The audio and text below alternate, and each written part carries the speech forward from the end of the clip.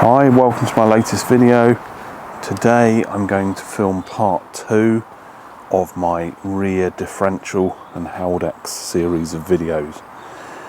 In the last video I separated a Generation 3 Haldex from a second-hand rear differential. Not this one, this is a new one. Okay, so I took the second-hand one to Bell Engineering. I just happened to be up in Kidderminster with my day job. Bell Engineering are very near there, so rather than pay for the postage and then have to return a diff as part of the exchange, I thought I'll take the differential part, so this bit like this, up to Bell Engineering and come away with a new uprated rear diff. Okay, so I met with Austin, who runs Bell Engineering. Really nice guy, very friendly, and just, yeah, great guy. Really knows his stuff. He's rebuilt thousands of these differentials. He knows all about them. He knows all about the Haldexes. Very knowledgeable. We had a brief chat, and yeah, unfortunately I couldn't stay too long because I had to sort of get back to the work that I was doing for my day job, software installation in Kidderminster. So I was there about 20 minutes or so, 20 to 25 minutes. Had a chat with Austin, talked about the Haldexes and the rear diff, and this is the one that he gave me. Okay, so it has the uprated nose bearing in there. Okay, so that is the bearing that tends to wear. Okay, so when I put up my last video, there were a couple of comments sort of saying, oh, you know, it's nothing to do with the strength of the bearings. Well, the bearings that Ford fitted, not Land Rover, because it's Fomico, Ford Motor Company. Okay, so Ford fitted bearings that were just too small. Okay, and it's a little bit of a topic of discussion as to whether or not those bearings would actually be good enough if the differential oil was changed regularly and the Haldex sort of fluid, and if the maintenance is followed correctly, maybe those differential bearings, nose bearings, would be okay. Okay, but talking with Austin, he did say that the bearings that Ford fitted, they're just not big enough. They're just not sort of meaty enough for the job that they do. And then if you end up getting sort of scrabbling where the Haldex is sort of locked up and turning on sort of sharp left and right corners, you can get a situation where the inner wheel sort of judders and scrabbles, and that puts even more strain on the bearings, and eventually they will start to fail, and you'll get a kind of a rumbling noise, a sort of droning, humming rumble coming from the back end. It's a little bit like a wheel bearing, but it just sort of doesn't tend to change with the steering. It's more sort of under load, under acceleration, you'll hear that rumble. Okay, so I agree with Austin that the bearings that were fitted as standard were not big enough and not strong enough. Others disagree, that's fine. We'll have to agree to disagree on that. But what I can tell you, absolutely 100% confident, is that my rear diff is making a bad noise. Okay, it's very whiny, very rumbly whining noise. It's been doing it for a couple of years now, and it's getting worse. And I've been putting this off. The bearings definitely are worn in my rear diff. I have been changing the oil. I have been following the procedure, the maintenance procedure, not so much on the Haldex, but the rear diff oil. I have been sort of topping that up and at times sucking out the old oil and putting new oil in. There's no drain plug, unfortunately, so you just have to kind of keep that oil refreshed. But the bearings are still whining, so yeah.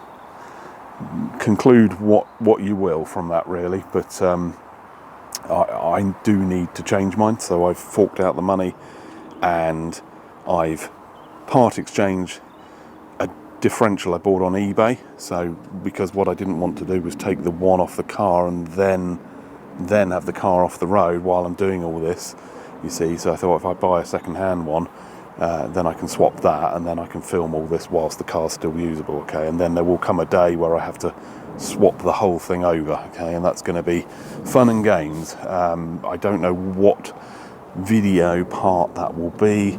It'll probably be part 4 or 5 of this series, okay? But I'm just going to kind of keep making videos as I go through this process, and yeah, you guys can sort of come on that journey with me, really. It's going to be a bit of a big project.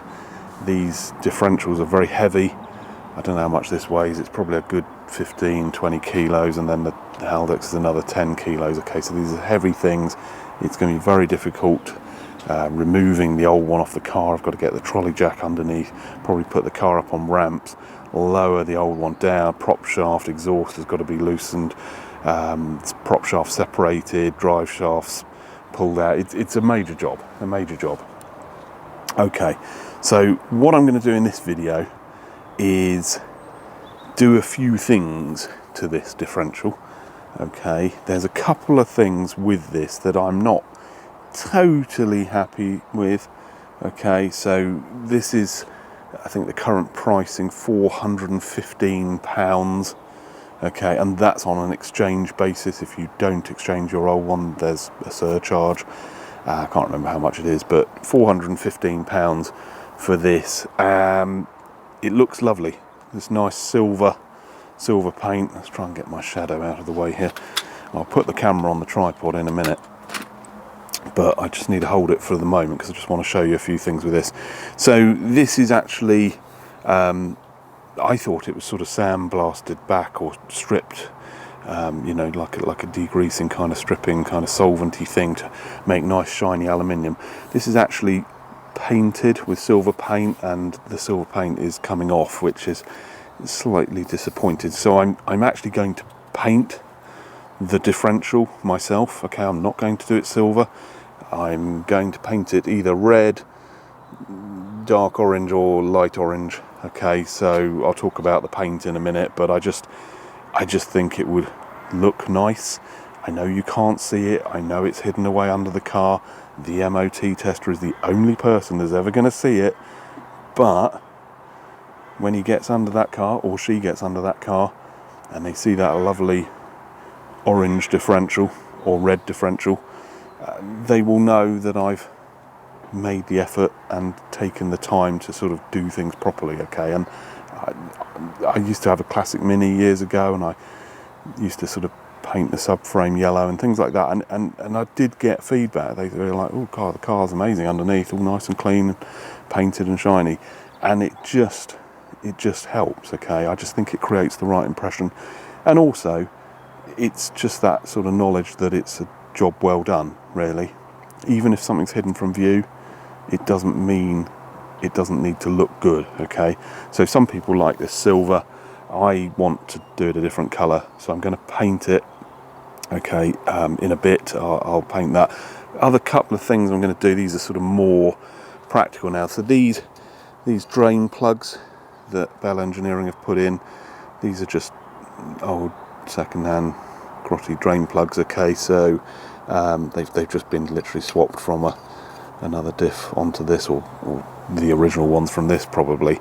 I'm going to change those for some nice magnetic, these nice sort of anodized aluminium kind of ones, okay? So the thread on that is, it's written, no it's not, yes, it's a M18 1.5 millimeter pitch, 1.5 millimeter pitch M18, okay, which is, I think that's the fine thread for M18. I'll put that at the bottom of the screen now, just so that you've got the measurements and the thread type, okay? But that should hopefully, there's two of these, what I'm calling them drain plugs actually. These are not drain plugs, of course, they're fill plugs. In the last video, part 1, I did accidentally say drain plugs. There are no drain plugs, okay? So this diff is the right way up. This is the top because it's got the breather hose outlet, and there is here a plug which you'd think it would kind of be up here if it was a fill plug, but it's not, because you only fill it, like, you don't fill it to the brim. You know, the differential doesn't run submerged in oil. It just needs a little bit of oil in the bottom to kind of pick up and splatter around inside. The Haldex is different, okay, so that does sort of need pretty much filling up with oil, but both of these are the same thread. I think it's this M18 1.5mm pitch. I'm pretty sure they're the same. It would be ridiculous if they were different. Okay, so does this one, well, I'll tell you what, does that one go into there? Yeah, it does. It's exactly the same. Okay, so both of these drain plugs are a bit old and manky, so I'm going to replace those with nice anodized blue ones, okay, with a fresh copper washer, and that will screw in like that, which I think looks much better. Okay, it also has a magnet on it, okay, which isn't that much use as on a fill plug. You tend to want that at the bottom on a drain plug, okay, so that the magnet collects any debris, you know, sort of iron filings or anything magnetic, really, steel kind of filings or bits of metal that come off the gears or anything like that. Okay, so it will do as a fill plug. The Haldex, you know, the oil is pretty much brimmed. I know the Haynes manual says to remove a little bit. I never do that, and I've never had any problems. Okay, so that will be very close to the top of the oil, and then as the vehicle, you know, sort of shakes around and sways about, the oil is going to get over that. Okay, but I don't think the Haldex really generates that much. It does generate some gloopy goo and stuff, which kind of blocks up the filters and that, but I don't think it's metal filings. The clutch pack here has these sort of sintered discs. It's not, there are steel and some kind of glass fibre-y substance. I think it's probably the glass fibre which is more sort of sacrificial. That will wear as the clutch pack is used, and the debris that ends up in the filter is probably that, a powdered sort of form of that. I don't think it's iron filings, but I'll put a magnetic one in there. It doesn't do any harm. The important thing is the depth, okay, so I don't know if that, let's have a look in there. Yeah, no, that goes right in. Okay, so that one's absolutely fine there, so that will go in there. I won't tighten it up now because I want to paint this thing, but that one goes in there. Oh, I can't even get it threaded now. And then this one's the more important one. Okay, so as that differential runs, you know, it's going to be splashing that oil. I know it's thick gear oil, but at 70 miles an hour, that diff, you know, is whizzing around. That oil is going to get splattered around, and it will end up over that magnet. Okay, this is quite low, and as that diff drives, you see it's going to be throwing that oil up the back, and most definitely that is required. Now, I'm not sure. Ooh, that's quite shallow in there. That is actually hitting what I think is part of the main crown wheel, the big gear. Okay, I don't think. Yeah, it's magnetic, isn't it? I think that. That is similar. That is similar. Okay, let's just thread that in and just see. It's got to be sealed. You see, it's got to go in, but it can't be pressing up against anything. Come on, this is fiddly getting this in there. Very fiddly. I might turn this over. Okay. I don't know why that's not threading. It doesn't want to thread, and yet it is the right thread. Yeah, no, that's it. It's going in now. Okay, let's just have a look and see if we can turn this a bit. There we go, that's better.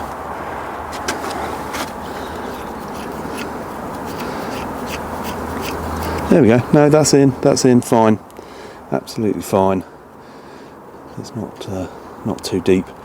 Okay, so these sump plugs were bought on eBay, I think it was. Pretty sure it was eBay. I'll stick a link in the video if any of you want to buy some for your car. But I just find it amazing that the factory fill plugs don't have a magnet. No magnet in either of them. Okay, so those magnetic fill plugs, I've got to stop saying drain plugs, okay, fill plugs there and there, I'm going to be putting those in. I'm also going to be changing these bolts. These are used bolts. They've got a layer of grime on, which is disappointing, okay, I have to say. You spend 400 quid on a diff, you expect new bolts to be fitted. We've got new bearings, new seals, it's all painted nicely. Why fit old bolts? Okay, so Austin, if you're watching, you want to fit new bolts there. So I bought myself some bolts, okay. I bought some, these are M8 bolts. The standard bolts here are they're 35 millimeters long. So I bought some nice 40 millimeter. These are high tensile bolts. Okay, standard ones are 8.8. I've ended up with 12.9 here. You don't need 12.9. I would argue you don't even need 8.8 high tensile grade. It's into aluminium. The aluminium's going to fail long before the bolt fails. You probably get away with stainless actually, which I was toying with, but I thought stainless is quite soft. Okay, so it is important these bolts, you know, are sort of fairly strong. There's a lot of force being exerted through this differential. Okay, so I thought I'd play safe. I'll go for some nice high tensile. These are zinc plated Allen head M8 bolts. Okay, so standard coarse thread M8 bolts. All right. The reason I've gone for 40 millimeters instead of 35 is with the Allen head, I'm going to put a plane washer and a spring washer underneath, because these don't have that sort of flange. You see, these have got a flange on them, okay, and those haven't, so I need a washer, and I'll put a spring washer as well, just to sort of, you know, stop them coming loose or anything. There's also these studs here, so I looked at this and I thought, why has my diff got bolts and two studs? I thought at first that Austin had just run out of bolts and had put a couple of studs in, but I did contact him and ask about these, and it's because this diff comes from a model that had a sort of a counterweight bolted on it. Some of the rear diffs had that. I don't have the counterweight. I don't want the counterweight. I don't think it serves any purpose. It's maybe something to stop vibrations or something like that. There should be some kind of weight thing bolted on here. I don't want the weight, and I don't want these studs, okay? They look ugly, okay? So these are going to come out. I'm going to remove these and replace with the nice high tensile bolts all the way around. So 7 bolts there, and where the Haldex bolts on, there are 4 bolts, okay? So these are the bolts that came out. There's 3 that are 45 millimeter and 1 that's 65 millimeter, and those are M8, the same as these. Somebody posted on the Freel 2 forum, I think it was somebody called Bob Up and Down or somebody like that. I'll put a quick picture of the article now, and they said 4M6 bolts. Okay, now I don't know if that was a typo. Okay, they are M8. I found that out the hard way because I ordered M6 based on that article, and they were too loose. They're totally the wrong size. Okay, so it is M8, okay, for those. The article might have possibly been talking about the 4 bolts in the cradle underneath. Not sure. Don't know what size those are. Not removed those yet. Okay, so I'll be doing that when I remove my diff off the car. But these ones here are most definitely M8. Okay, so these M6 bolts that I've wasted my money on are not required. Okay, so what I will be doing for the 4 bolts here, okay, so these 4, 1, 2, 3, 4, is using, instead of 45 and 65, I'm going to put 50 and 3 50s and a 70, okay, millimetre long. Okay, and the reason for that is exactly the same reason I'm fitting 40s here. It's because I want to put a washer and a spring washer underneath the head of the bolt, and these are the high tensile as well, 12.9 grade high tensile zinc plated steel. They're not stainless. Okay, so these ones here, you know, that Haldex has a lot of twisting force on it. It is still into aluminium, so you could argue high tensile bolts are a complete waste of time, because it will rip the bolt out of the aluminium long before that bolt gets anywhere near its tensile limit. Okay, so it's fine. I had the choice of different grades. I thought I'll just get the best ones. Okay, so I'll be doing that. And the other final thing that I'm going to be doing, I need to try and turn this over somehow, is fitting a drain plug, a proper drain plug. Okay, not a fill plug. Okay, so you can only really do this for the Diff, not the Haldex. Okay, so the Haldex doesn't have a drain plug, and it's not really possible to fit one. You'd have to sort of put one in here, and that's very, very thin. Okay, so it's just not going to work. Okay, so the Haldex, I can live with that. I can live without a drain plug. If I want to get the Haldex fluid out, I'll just stick a syringe with a little pipe in and suck out the fluid. Rear diff, okay, I believe will generate a lot more sort of swarf and iron filings and whatever in the oil, and I would like to be able to drain that oil properly. There are 3 different castings for the rear diff. Okay, some have a kind of square bit, so my one's got this square bit here, others have the square bit here, and others have some sort of round kind of thing here, and none of them actually have a drain plug from the factory, but all 3 of them you can actually very carefully drill and tap to fit a drain plug. So I've bought another drain plug, another blue magnetic one, and this one's a lot slimmer. Okay, so this is an M12 thread by 1.5. Okay, so that I think is a coarse M12 thread. And the reason I've gone for something much smaller than the fill plugs is because I'm going to actually drill and tap here, okay, on this sort of raised bit here. I did check with Austin, and he said, yes, you can drill carefully into that. He said M10 max. Okay, I'm going to be a bit naughty and go M12. I think that's going to be absolutely fine, really. M10 is just a bit small, really, for a drain plug. Okay, the important thing is the depth. Okay, so I'm not totally sure. I've gone for one of these ones, the same as the others with the magnet in. Now that might, bearing in mind the crown wheel literally kind of sits behind here, I need to be careful how deep I go. Might need to change that for a shallower one. I might even need to sort of pull that magnet out of there somewhere. It's probably just glued in. But if I go fairly near to the sort of end of this, very carefully there, I think that should just about have enough depth. Okay, so I've got myself a nice tap and die set. Okay, so it's a screw fix set made by Hilker.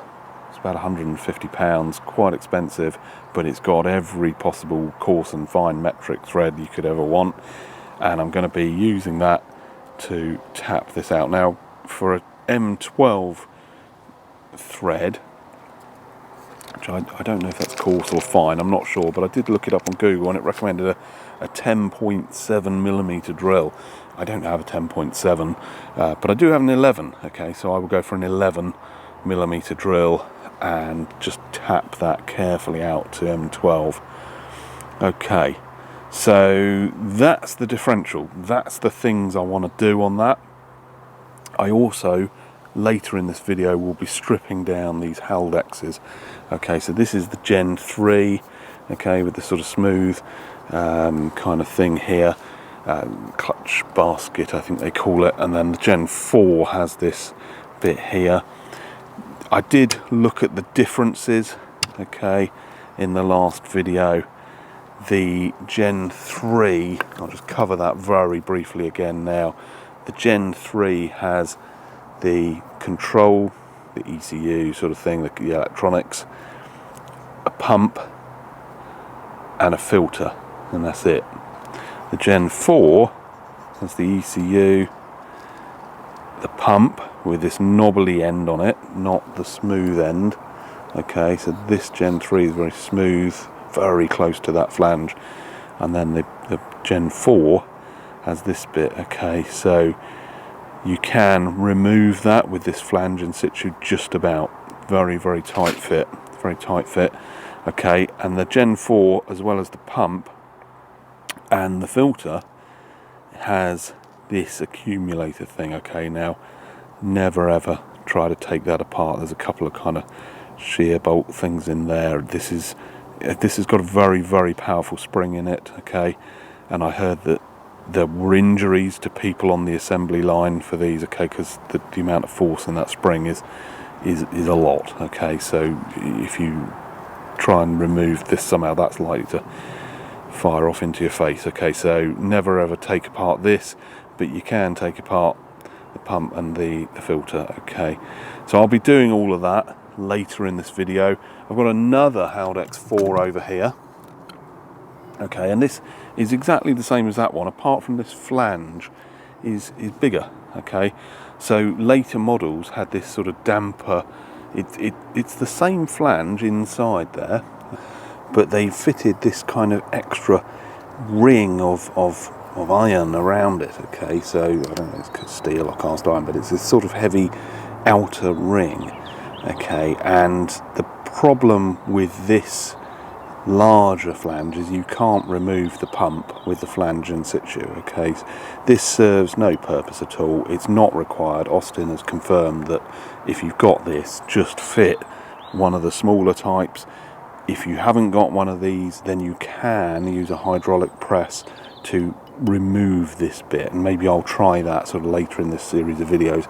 Take this off and just see how hard it is to actually separate the normal flange from this kind of weight around it, this sort of ring that just serves really just to increase the mass of this coupling, to sort of reduce vibrations or noise or whatever. I don't know, but whatever it is, I'm not fitting it to my car. Okay, so I don't know if my car has got that type or that type on it at the moment. I'm not sure.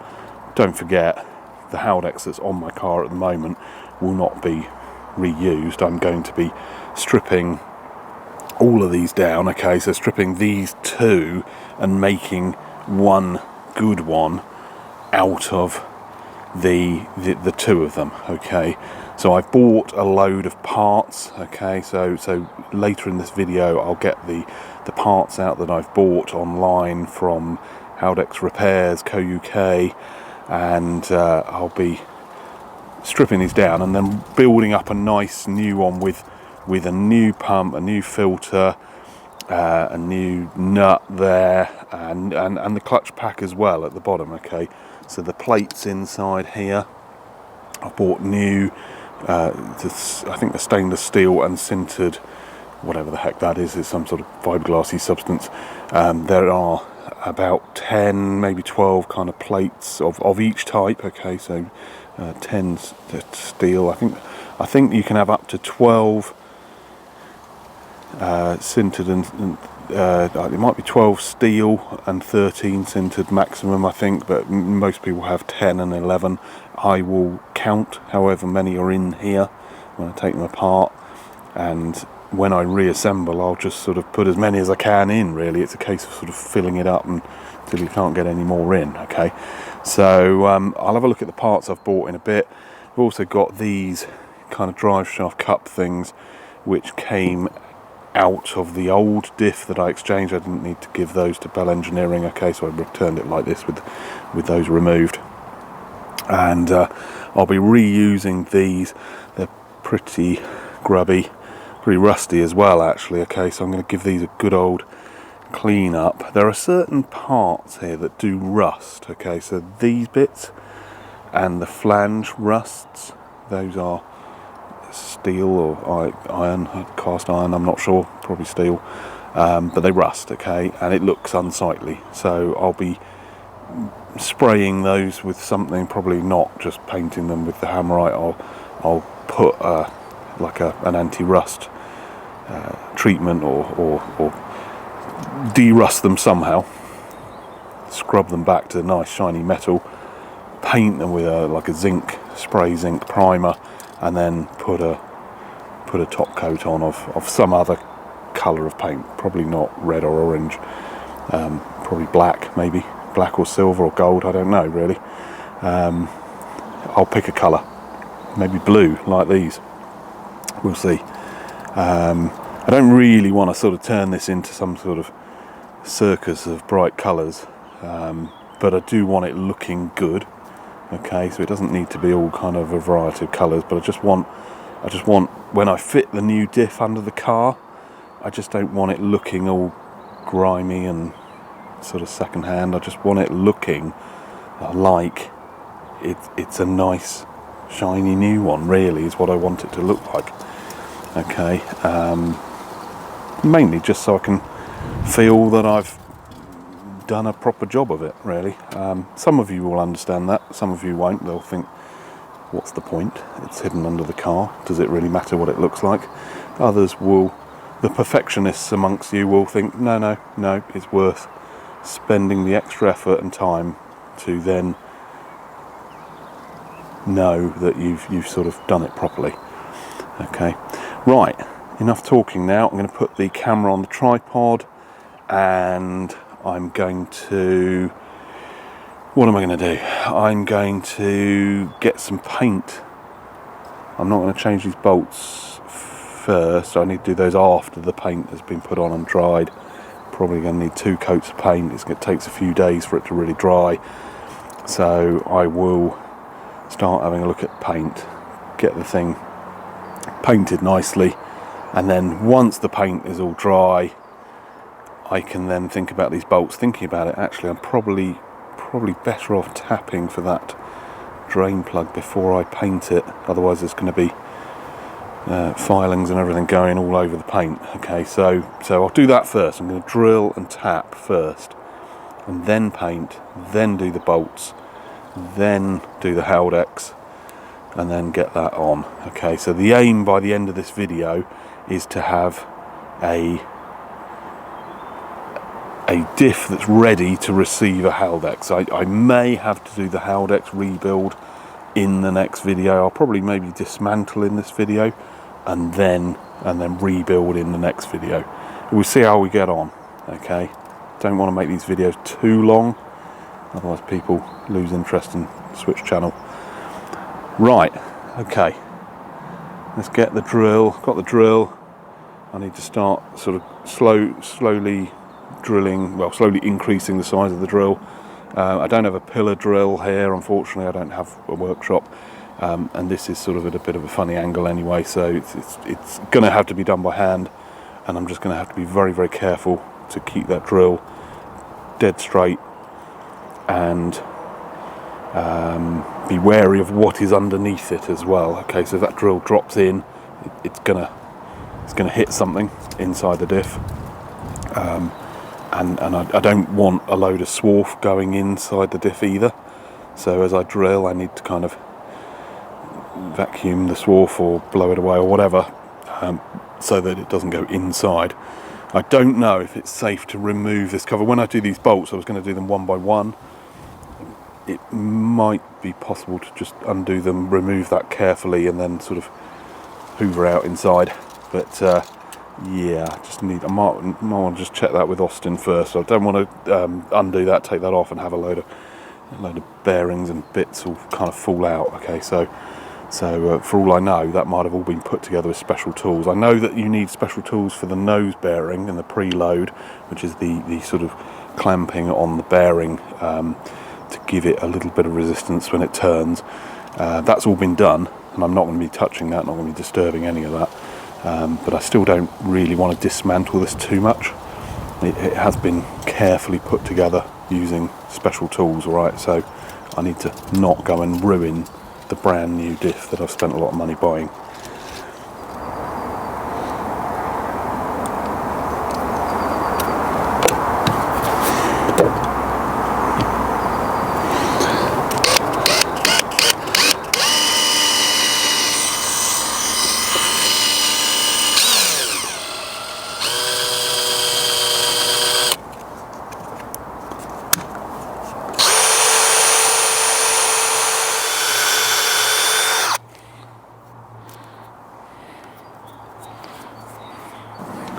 That's a 3mm drill, and I haven't broken through yet. And that is, I would say, about 15, maybe 20mm. Let's just use a smaller drill. Okay, so let's have a little look. So that silver part is about 15mm long. Yeah, it's 20mm. And it hasn't actually gone through, which means that whole piece is solid. It doesn't sort of have a recess on the other side like I thought it did. It's just a solid chunk of aluminium. So that, I would say, is pretty much deep enough to take the sump plug with the magnet, which is good. Okay, so what I'm going to do, normally I'll drill all the way through and then I just enlarge the hole more and more and more. If I do that, lots and lots of swarf is going to fall into the diff casing. Okay, so because I think that this is probably nearly through, I would say that's nearly through, because this here is going to be about 10mm thick. You know, that is, yeah, it's about 10mm into this bit.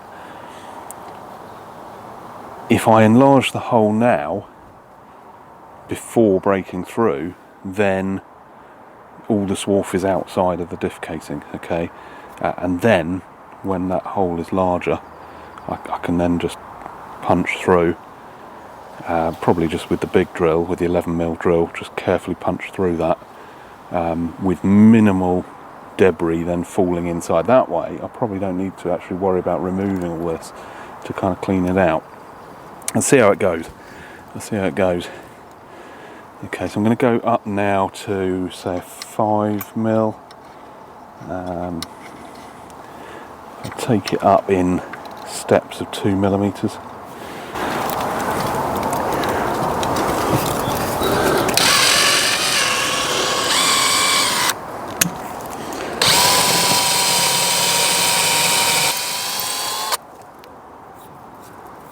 I can kind of feel when I get to the bottom of the pilot hole, because it just becomes less easy to drill.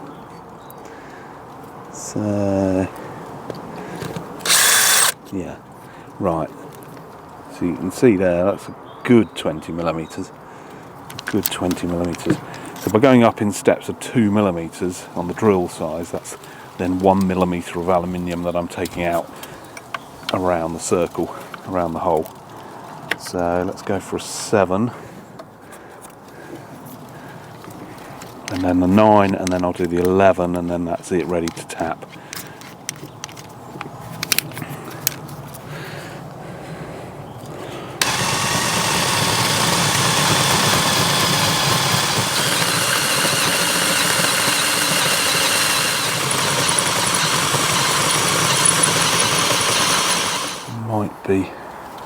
Might be better to start again. The worry is if I start again with a smaller drill, it could be slightly off the centre. Okay, and then I'm going to have a problem then. So I think I'll just persevere with this one real slow, put it on the slow setting.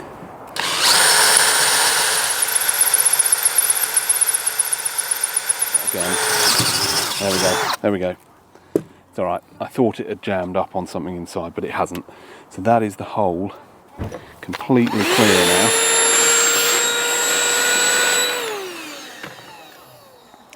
And luckily, I don't think too much fell in. Okay, so you can see that there. Okay, so it just goes down inside and down in there. I can see something down in there, but it's way down, so probably 40 millimeters.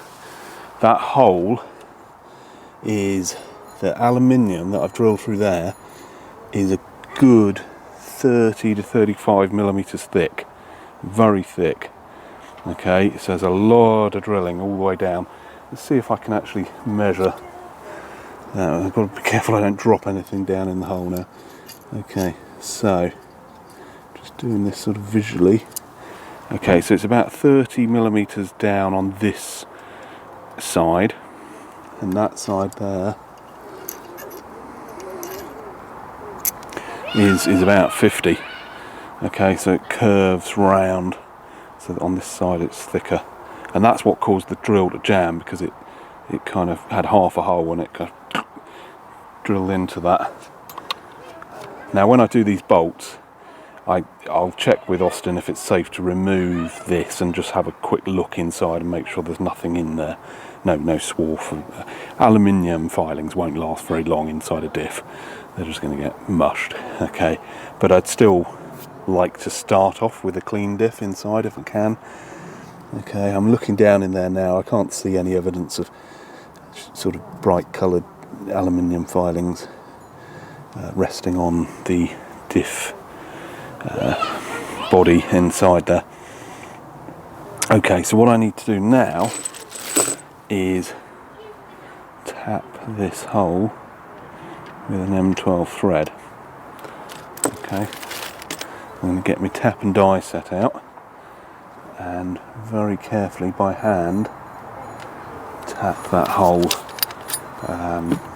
Don't need to tap the thread all the way down, but probably about 20 millimeters down, I would say. Okay. Right, here is the tap and die set that I've bought at vast expense. The thinking here was buy a decent one, spend the money, and get every possible combination of thread that I ever wanted, and this should last me many, many years. So what we need is a 12 millimeters, so an M12 1.5. There we go, there it is. Oh no, not that one, that's M20, hang on. M12, I thought it looked a bit big. 14, there we go, I can't read that. M12 1.5, that's it. Okay, now these are the fine threads and those are the coarse ones. So an M12 coarse is a 1.75 pitch, 1.75 millimeter pitch, and this is 1.5. You can also get a 1.25, I think, for a super fine thread, but I'm going to go for this one, the 1.5. That's what the Sump plug is. So I'm going to carefully now tap this, and I don't know if I use that or that little hand. I think that one's for the really small ones. Right, now let's get this tapped, put that back on there. Now I'm going to sort of leave it zoomed out for now so you can see everything that I'm doing. Okay, that's good. So it goes in a little bit, it's tapered at the end. Now I ought to really put a bit of oil on this. When you're tapping thread, it's even tapping by hand, certainly machine tapping, you would definitely use a tapping paste or something like that, some sort of oil. Even tapping by hand, it's just kind of gives a more accurate thread cut if there's a little bit of oil there. So somehow I need to do this. What I'll do is I'll get a bit of oil on that, spray a little bit of oil in the hole, and it just needs to be a sort of a light oil, something like 3-in-1 or something like that. If you've got special tapping oil, then even better, but I don't have any of that, so I'm just going to use, might even have to use a little bit of engine oil. Let me find a bit of oil.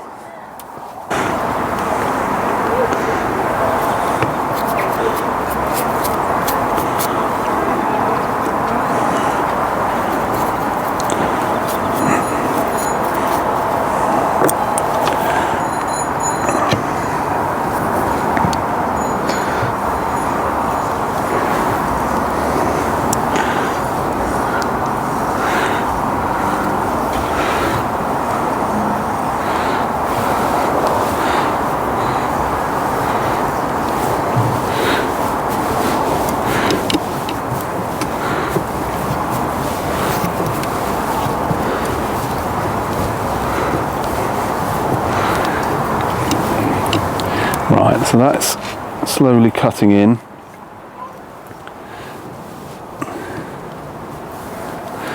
Just do it about half a turn and then back it off a bit, and then just slowly work it in.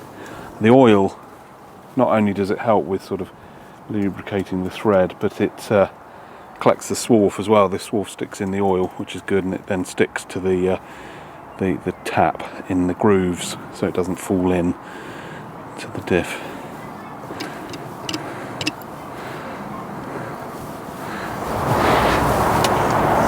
That might be deep enough. Let's just take this out and just have a quick look.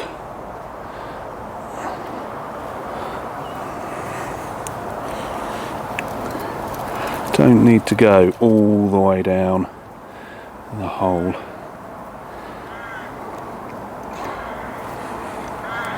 So you can see there the swarf, it's collected on the oil, which is good. There's absolutely nothing gone down in there.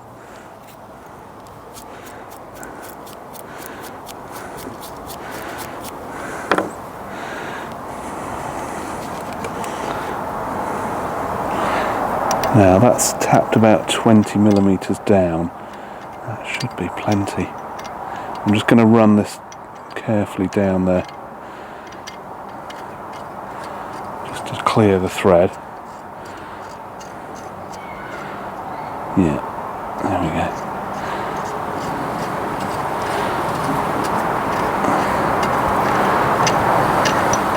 There we go.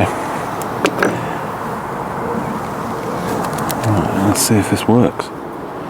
Obviously I need the washer on there, but I just want to test this.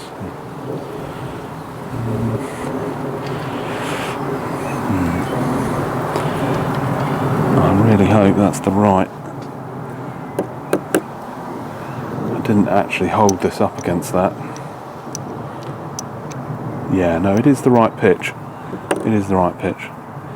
Oh, for a minute there I thought I tapped it the wrong size, or the wrong pitch. Okay, that's... yeah. It's a little bit stiff. I'm just gonna get a socket on that. The thread is tapped and is clear. Oh, there we go. There we go. Probably a bit of swarf or something. Right, okay. Right, that's good. There you go. Look at that. Perfect. With the washer, so that was almost down, but with the washer, wherever that is.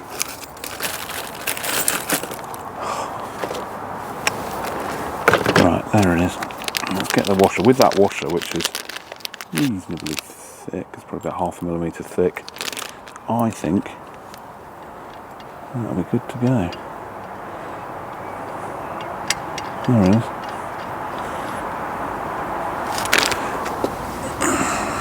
Yeah, no, that's clamping down on the washer absolutely fine. Just have a closer look at that. Let's get this off here. Okay. Right, there we go. It doesn't need to be cranked up too tight.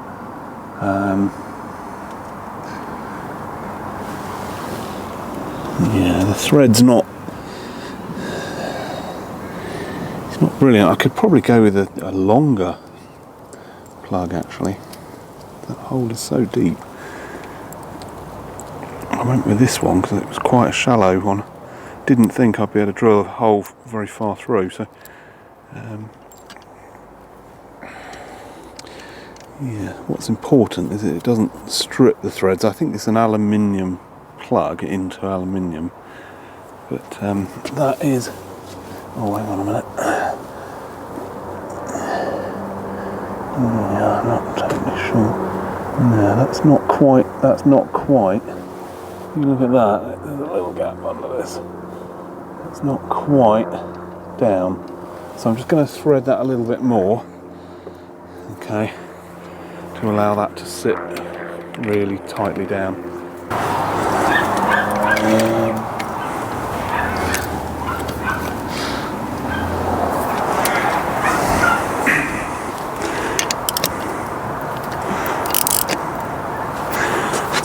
This surface here is very slightly sloping. Right, okay, I'll have to have a bit of a think about that. Okay, so what I've done here is I've just used the angle grinder very carefully to just smooth that off. That surface was way too rough for the copper washer to seal on, and also it was sloping very slightly down, so I've just sort of leveled that off and smoothed that back to a nice flat shiny surface. Okay, so now when I put that in, that should, let me tighten that up a little bit. That is now sealed. Okay, so that is now flat, there's no gaps. I believe that will work well. Right, next thing to do, paint. Okay, so I'm going to take this nice shiny blue sump plug out again. Now this one actually was a BMW plug bought on eBay. It's quite a short thread, and I deliberately bought one that wasn't very deep because I thought, oh, it's, you know, won't be able to drill a hole very deep before I hit some cogs or something inside the diff. But actually this hole is really deep, you know, 50 millimeters or so before it hits anything. So I've actually ordered a BMW 3 Series plug, same thread, but it's much longer thread. Okay, so it's probably about 20 millimeters of thread and then the magnet, and that will sit perfectly in there. Okay, so I've ordered that. That should arrive in the next few days, but for now this one will work. Okay, that's fine. Okay, let's move on to paint now. So I want to paint this. I don't want to just give it a coat of silver paint. I know it's under the car, I know it's going to get covered in mud and everything like that, but I just think, you know, now's the opportunity to smarten it up a little bit, and why not put something other than silver paint on it? Could put silver, gold, black. It's hidden from view. There's not a lot of point in it being a bright colour, but why not? Why not? It really doesn't matter.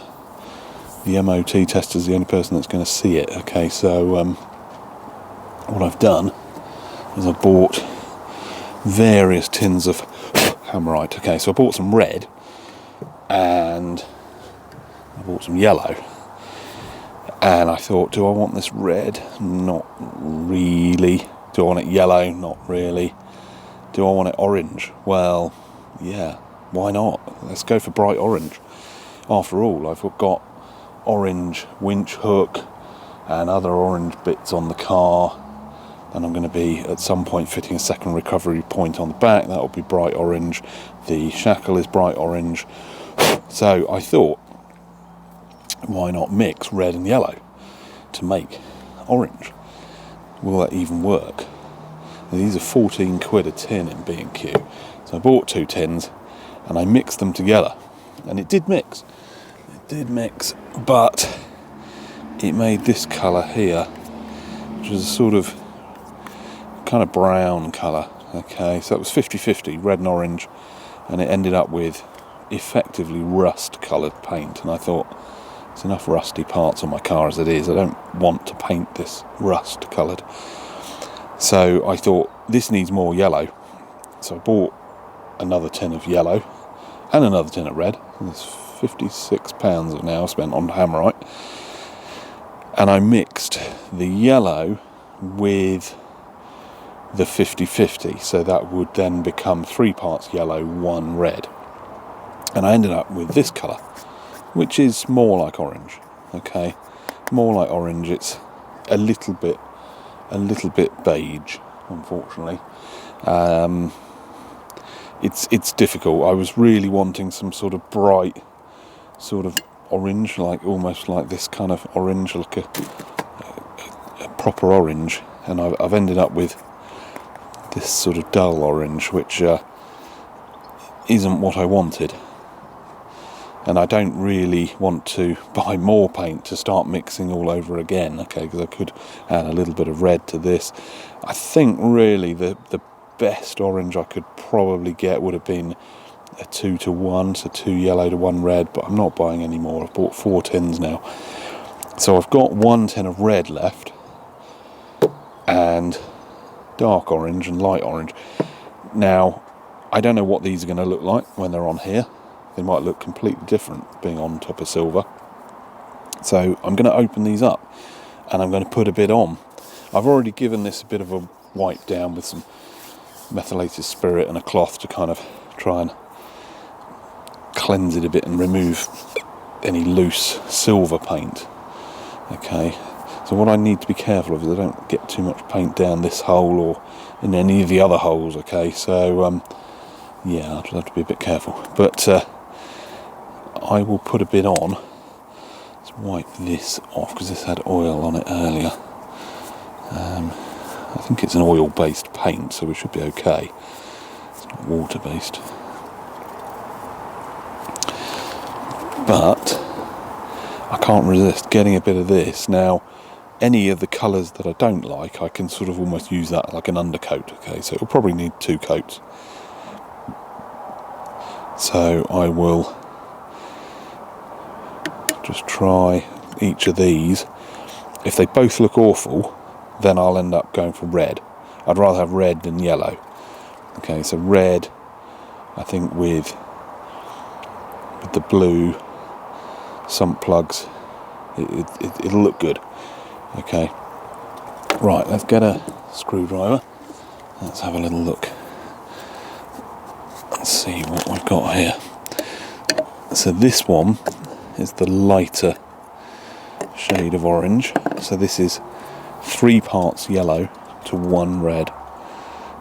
Let's have a little look. Put a bit on. That's not too bad, actually. That's actually not too bad. It's definitely orange. I mean, it's a sort of brown colour, really, but it's, I think, as close as orange that I'm going to get, really. Okay, so that's that colour. And let's have a quick look at this colour in here. So this is 50-50 red and yellow. Now, as you can see, it's still quite red, really. It is a sort of rusty red colour. Yeah, you see, that's not what I would call orange, really. That's a, I don't know.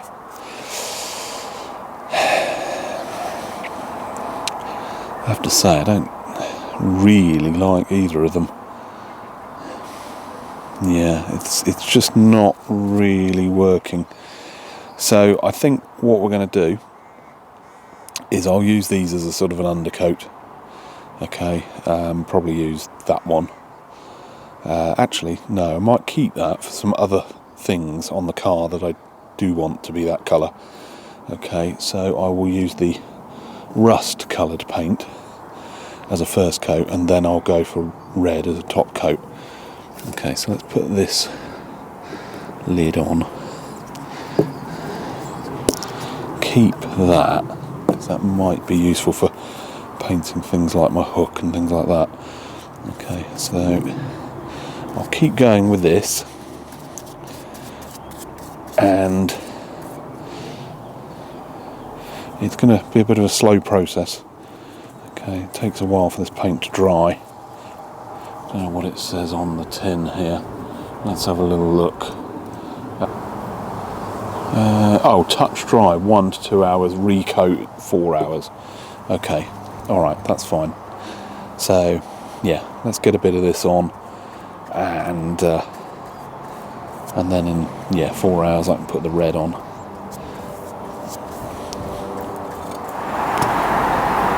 Okay, right, the battery is about to go on the camcorder, so I'm going to call it a day for today.